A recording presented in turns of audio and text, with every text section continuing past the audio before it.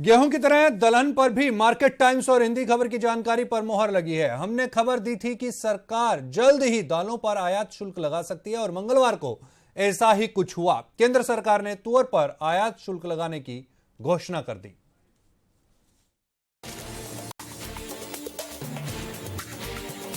दलहन को लेकर हमारी खबर पर एक बार फिर से मोहर लगी है। केंद्र सरकार ने खरीफ सीजन में सबसे ज्यादा पैदा होने वाले दलहन तुअर पर 10% आयात शुल्क लगा दिया है। आयात शुल्क को तुरंत प्रभाव से लागू कर दिया गया है। देश के कई हिस्सों में तुअर का भाव सरकार के तय किए हुए समर्थन मूल्य यानी 5,050 रुपए से नीचे चल रहा है। ऐसे में तुअर किसानों को राहत देने के लिए सरकार ने आयात शुल्क लगाने का फैसला किया है।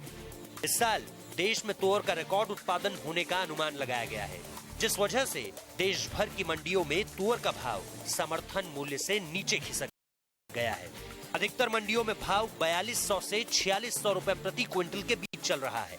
ऐसे में किसानों की मदद के लिए सरकार ने ये कदम उठाया है।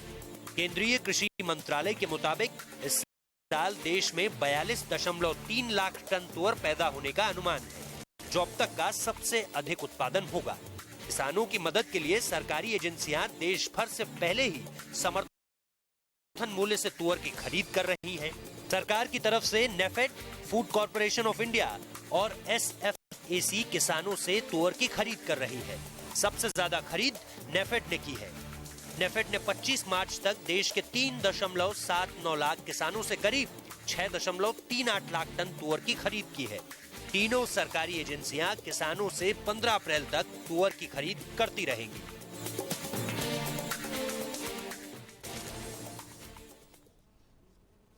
और इस पर खास बातचीत करने के लिए हमारे साथ सुरेश अग्रवाल जुड़ेंगे और उनसे हम जानने की कोशिश करेंगे कि इस समय जो सरकार ने यह अहम फैसला दिया, हालांकि सुरेश अग्रवाल अपने पूरे डेलीगेशन के साथ, अपने कारोबारी दोस्तों के साथ में सरकार से ये गुहार लगाने जरूर पहुंचे थे कि जो इंपोर्ट ड्यूटी है उसमें इजाफा ना किया जाए।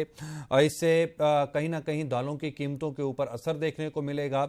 और 2 दिन पहले ही हिंदी खबर के इसी प्रोग्राम के अंदर हमने आपको बताया था कि जो